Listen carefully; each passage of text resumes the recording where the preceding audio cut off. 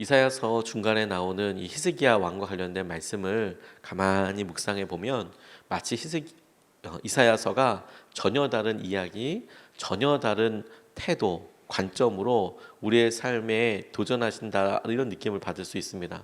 그런데 우리가 앞서도 말씀드렸듯이 이사야는 남유다 그리고 북이스라엘의 거의 멸망의 시기, 남유다로서는 그 시기 접점이 되는 히스기야 왕을 중심으로 살았던 이사야가 하나님께서 그 시대에 그 시기에 주셨던 말씀을 전하고 있는데, 하나님께서 엄중하게 하신 말씀에 비하면 히스기야 시대 때 있었던 것을 내용상으로 이렇게 보면 그 시대에 하나님께서 하시는 여러 일들과 여러 일에 대해서 너무 이렇게 느슨한 거 아닌가?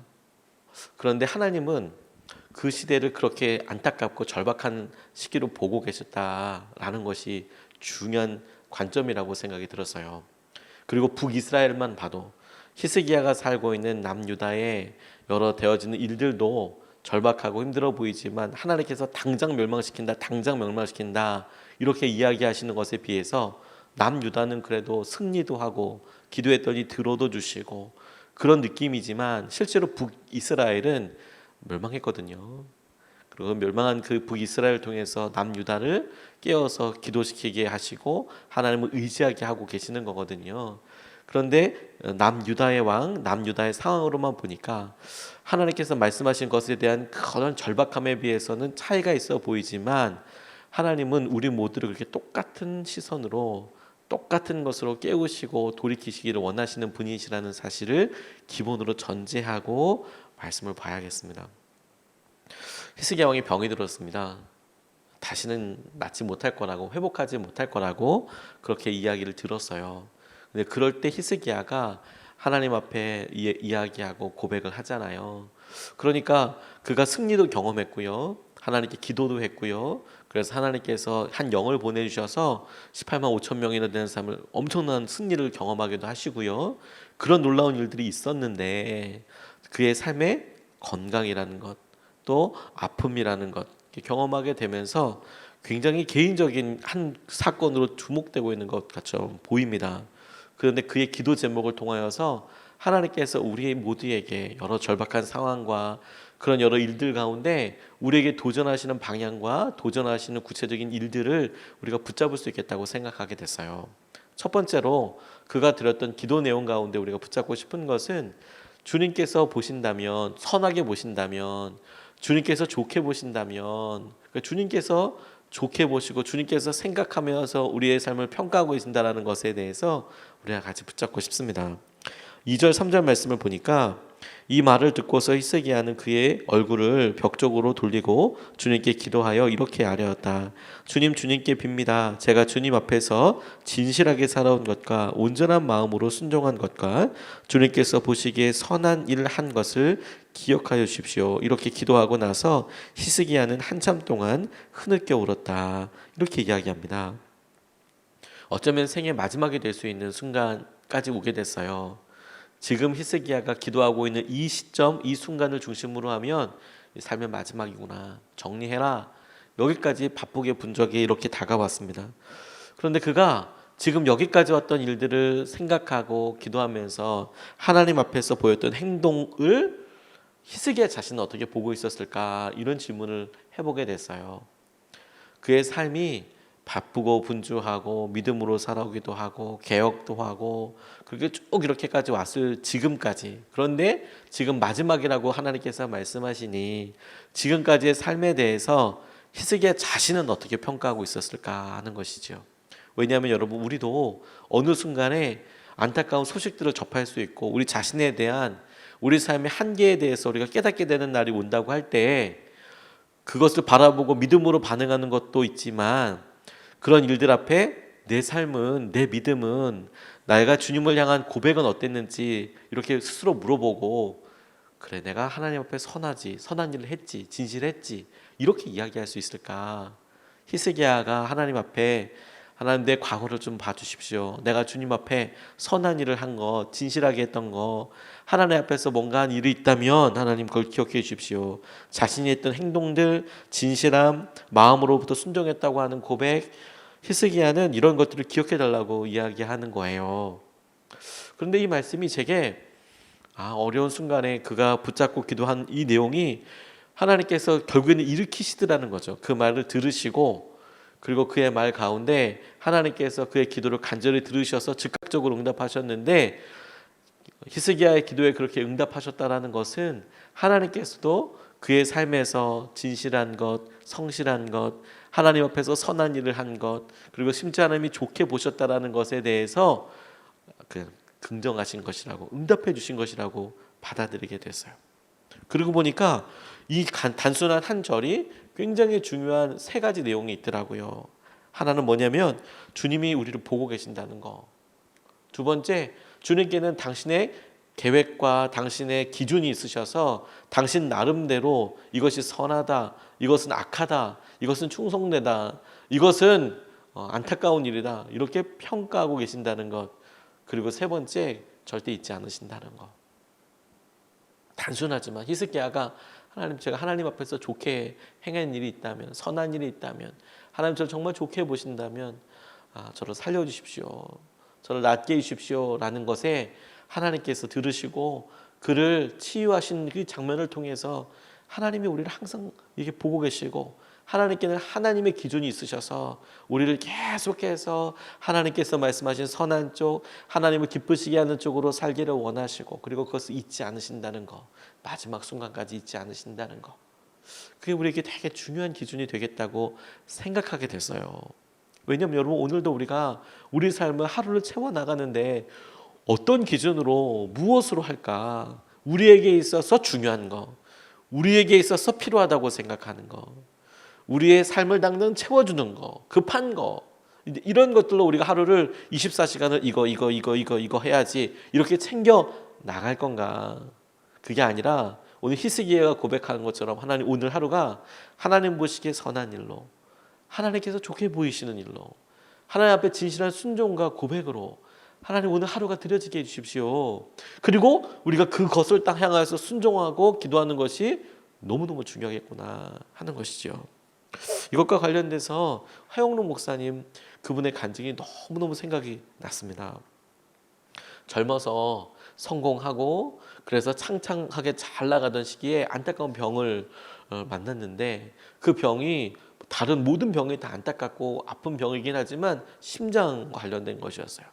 그러니까 심장이 당장 뛰지 않으면 죽음에 이를 수 있는 아주 절박한 상황이고, 그리고 이거 뭐 어떻게 고치기도 쉽지 않은 그런 병이 있게 됐습니다. 그래서 본인이 병원에 가보니까 이거 심장 이식 수술해야 된다고, 이식 수술해야 된다고. 근데 그 심장이라는 것이 누군가가 죽어야 심장이 오는 거겠죠. 그리고 비슷한 병을 앓고 있는 사람이 미국에 많으니까 기다려야 하고, 그리고 기다려서도 그 타이밍에 자기 순번이 돼도 건강한 심장을 자신이 만나야, 그리고 여러 검사를 해서 그 타입이 다 맞아야, 그래야 자기가 이식 수술을 받을 수 있게 되는 그런 까다로운 조건들이 있는데, 그래도 살 수 있는 방법이 그거밖에 없으니까 기다리셨대요. 그리고 거의 자기도 순번에 계속 뒤로 밀리고 이러다가 이제 자기에게 꼭 맞는 심장이 나와서 이제 준비하고 이러고 있는데, 그런데 안타깝게도 사고로 먼저 쓰러져서 온 한 자매가 들어오게 됐답니다. 의사분들이 이야기하는데 당장 수술하지 않으면 죽을 수 있다고, 그 여자분이. 그런데 하필 그 심장이 하영록 목사님에게 이식하기로 되어 있는 그 심장, 그 이야기를 지나가면서 이야기하더래요. 가만히 듣다가 자기가 그거 양보하고 싶다고. 그랬더니 의료진들이 오히려 그렇게 하실 필요 없다고, 6개월 정도 기다렸는데 그렇게 하실 필요 없다고, 그냥 수술하셔야 된다고. 그래도 본인은 얼마나 사냐, 한 달 정도는 버틸 수 있다. 그런데 그 여인은 어떻게 되냐, 심장 수술 당장 하지 않으면 일주일도, 아니 오늘 내일도 어렵다, 그렇게 이야기하니까 그러면 그렇게 해달라. 그래서 결국에는 살렸대요, 그 여자분을. 자기는 바로 심장이 나온 게 아니라 본인도 정말 생명의 끝자락까지 간 그 다음에 알코올 중독자 분이 갑자기 하나 돌아가시는 일이 있어서 그분의 심장을 받게 됐대요. 그것만으로도 너무너무 감사하죠. 그런데요, 그리고 나왔어도 너무너무 대책이 없는 거예요. 큰 회사에 중역으로 있다가 아무리 좋은 성공 가드로 있어도 몇 달 동안 그렇게 직장 출근하지 못하면 어떻게 직장 생활을 할 수 있겠습니까? 그리고 당장 자기 약해진 건강은 또 어떻게 하겠어요? 그래서 아무것도 할 수 없어서 가만히 망연자실하고 있다가 비싼 병원비, 약값 이런 거 계속 있다가 창업을 하기로 하셨대요. 창업을. 다시 취직은 못할 것 같으니까 창업을 하면 그래도 본인이 원할 때 쉬고 본인이 원할 때 이렇게 할 수 있잖아요. 창업을 하기 시작했대요. 그러는 사이에 정말 많은 분들이 도와주시더래요. 돈이 없으니까 자기와 비슷한 병을 앓았던 사람들 중에 심장 그런 병을 앓았던 사람들 중에서 먼저 하늘나라로 떠난 사람이나 혹은 더 이상 그 약이 필요 없는 사람한테 수소문해서 전화해서 그 약 나 좀 줄 수 있겠냐고. 그래서 먹기도 하고 약값이 비싸니까. 그래서 주위에 있는 친하게 교제했던 분이 자기에게 집 공사해야 될 돈을 이렇게 주기도 하고 그런 눈물 나는 그런 여러 은혜의 채워짐을 경험하게 됐대요. 처음 창업하는 회사에서 큰 기업에 이렇게 프로젝트를 냈대요. 우리가 공사 이거 해도 되겠냐고 그렇게 얘기했는데 말도 안 되는 여기 뭐 어느 팀인지 잘 알지도 못하는 어느 회사인지 잘 알지도 못하고 신생 기업인 거기에 주목을 하더라는 거죠. 왜냐하면 이렇게 프로젝트를 설명하러 가고 우리가 이렇게 제안서를 가지고 갔을 때 자기가 그런데 내가 심장이 병 이렇게 알아서 죽었다가 살아나서 현장에 다 있을 수가 없다고.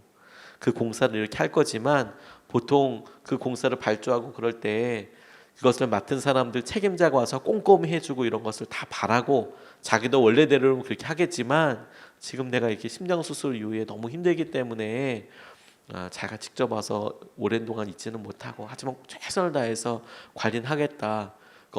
업체로 봤을 때는 엄청난 핸디캡이죠. 왜냐하면 사장이 이 일에 대해서 완전히 함께할 수는 없으니까. 근데 자기 심장이 그런 걸 어떻게 해요? 이제 그런 상황을 이야기해서 이게 될까 이런 생각을 했는데도 오히려 그 기업에서 이 하영록 목사님네 기업을 선정해줘서 그 회사의 중요한 여러 이런 것들을 공사를 많이 맡겨줬다는 거예요. 근데 나중에요 지나고 나니까 이 자기에게 있어서 이 공사를 맡았던 임원 한 명이 암을 앓고 있었대요. 암을 불치병을. 그런데 그가 이렇게 와서 설명하고 이런 이야기를 비서를 통해서 이렇게 보고받고 이야기를 듣다 보니까 나도 살고 싶어서 이 기회를 내가 갖고 싶어서 이렇게 알아보지만 나는 안 될 것 같다. 그런데 내가 그렇게 살고 싶었던 오늘을 미래를 이미 갔다가 저가 간신히 돌아온 이 자리까지 이렇게 보고 나니까 자기의 미래에 자기가 해보고 싶었던 걸 하는 저 남자에게 가급적이면 좀 밀어줘라. 이렇게 이야기를 뒤에서 했다는 거예요. 아무 얘기하지 말고 그렇게 밀어줘라. 좀 봉사도 해주고 저 사람에게 기회를 줘라. 그 임원이 계속 그렇게 일감을 오히려 의도적으로 저 사람 좀 힘드니까 일어날 수 있도록 우리가 좀 도와줘라. 이렇게 이야기했다는 것을 그 임원이 죽은 이후에 장례식에 가서 들었대요. 그러니까 하나님께서 그런 많은 일들을 미리 얘기하고 있으셨다는 거예요. 뿐만 아니라 본인이 나중에 쓰러졌을 때 심장 수술을 2번까지밖에 이렇게 못 하는데도 그런데 하영록 목사님처럼 자기가 양보해서 그리고 그 양보한 것으로 인하여서 오는 여러 어떤 단점들 그리고 보게 되는 손해 이런 것들에 대해서는 미국 의료법이 바뀌어서 그런 거는 카운트하지 않기로 그래서 한 번 더 건강한 심장을 받을 수 있는 그런 길이 열리게 되었다. 이런 이야기들을 페이버라는 책에서 이렇게 나누시더라고요. 근데 그분이 그런 이야기를 해요. 하나님 보시기에 페이버 당신께서 보시기에 좋으시다면 당신께서 이 일에 대해서 합당히 여기셔서 제게 호의를 베풀어 주신다면 하나님 이런 일들 제게 허락해 주십시오. 그런데 주님께서 정말로 내게 은혜를 베풀어 주시고 내 삶을 그렇게 보시고 그렇게 보시는 좋은 그런 결정을 통해서 우리에게 복 주시고 그런 은혜들이 있더라.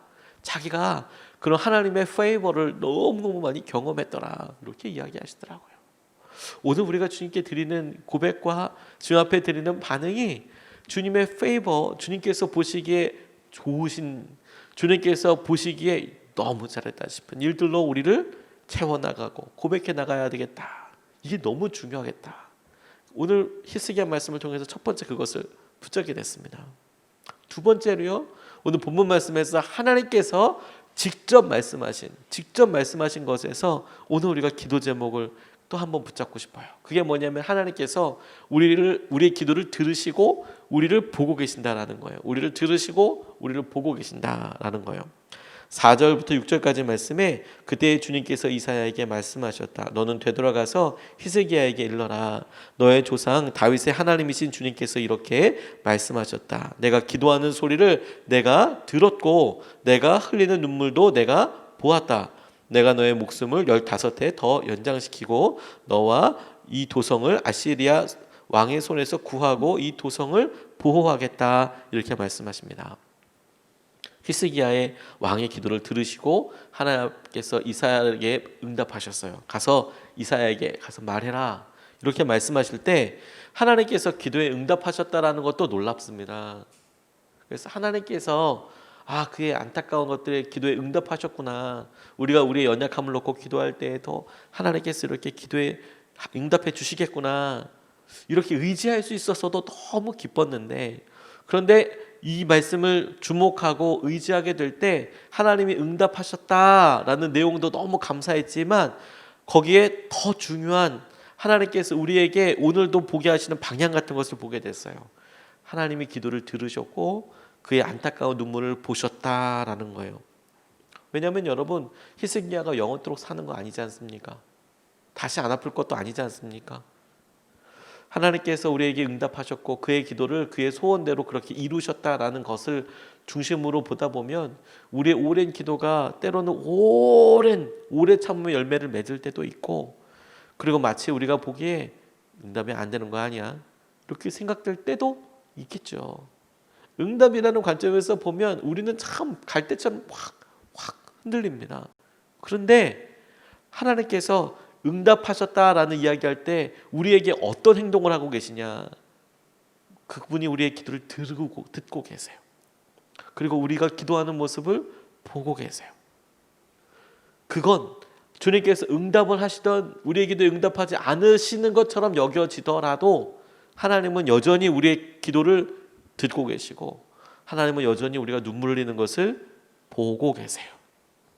이게 우리에게 너무나 커다란 놀라운 은혜이고 기쁨인 것이죠. 그래서 주님께서 이미 그렇게 하고 계신 것을 우리가 히스기야를 통해서 볼 수 있게 돼요. 그 주님께서 그러면 우리의 삶을 응답하시겠구나. 그리고 응답하신다는 것이 우리가 원하는 소원과 방향대로 응답이 될 수도 있고, 그렇게 되는 것처럼 보이지 않더라도 하나님은 응답하시고 계시구나라고 우리가 믿을 수 있어요. 어떻게 응답이죠? 하나님께서 기도를 듣고 계신다면서요. 그러면 가만히 계시는 것도 하나님께서 의지적으로 기다리고 계시는 시간이잖아요. 그건 응답 아닙니까? 아이가 아빠 생일 선물 이거 해줘 이렇게 이야기하면 아빠가 엄마가 혹은 마음속으로 그래 그게 너한테 합당하겠다. 그래 그 정도가 너한테 합당하겠다. 막 자전거 사달라고 얘기해 보세요. 바로 그거 가지고 자전거 사줄 수도 있지만 그래 생일 때 네가 그렇게 열심히 하고 이렇게 동생이 같이 놀았으니까 그게 너한테 합당하겠다, 필요하겠다. 그리고 기다리고 있어요. 근데 아이는 날마다 졸라요. 자전거 사주세요. 자전거 사주세요. 그래, 너 그거 할 거야. 아빠가 알고 있어. 엄마가 알고 있어. 그렇게 기다리고 있어요. 그거 사주세요. 그러면 아이 입장에서는 왜 지금 오늘 안 사줘요? 이렇게 이야기하지만 이미 하나님께서는 아빠는 엄마는 사줄 거야. 그래, 그거 그대로 이루어 줄 거야. 그리고 그날은 그날까지 기다리고 있는 날 중에 하루잖아요. 응답 안 하신 거예요? 이미 응답하셨어요. 그리고 오늘도 네가 더 기쁠 수 있도록, 그게 너에게 중요한 의미가 될 수 있도록, 그게 너의 생일날 커다란 축복이 될 수 있도록 오늘 하루를 기다리는 것이 아빠와 엄마의 응답이잖아요. 그런데 보고 계시고 그런데 듣고 계세요. 그게 우리에게 놀라운 도전이라고요. 하나님께서 우리를 보고 계시고 듣고 계신다고요. 저는 이렇게 주님께서 우리를 보고 계신다, 듣고 계신다라는 이야기를 들으면 상상하게 돼요. 하나님께서 우리를 보고 계시고 듣고 계실 때 어떻게 얼마나 가까이 계시는 줄 아세요? 하나님 우리가 목소리가 들릴 만큼 가까이 계세요. 하나님 우리의 모습이 보일 만큼 가까이 계세요. 저는 이게 너무 감사해요. 하나님이 멀리 떨어져 계신 것이 아니고요. 하나님 우리의 목소리가 들릴 만큼 가까이 계세요. 하나님 우리의 모습이 보일 만큼 가까이 계세요. 우리가 알고 있는 이런 공간적인 모습이 아니라 그분의 사랑의 거리가, 그분의 정서적인 거리가, 그분의 관심의 거리가 그렇게 가깝대요. 우리가 말하는 것이 들릴 정도로, 우리가 기도하는 모습이 보일 정도로, 심지어 우리가 우는 모습을 하나님께서 알아차리실 정도로 가깝게 우리의 삶에서 보고 계시고 인도하고 계신대요. 우리가 그 주님께 오늘도 기도하자고요. 오늘도 그 주님께 믿음으로 반응하자고요. 두 가지 말씀 같이 나눴어요. 하나, 하나님께서 보시기에 주님께서 좋게 보이신다면 이렇게 기도하고 있는 히스기야 내용을 고백을 통해서 우리가 오늘 하루를 주님 보시기에 선한 일로, 주님이 기뻐하시는 일로 오늘 채워나가야겠다.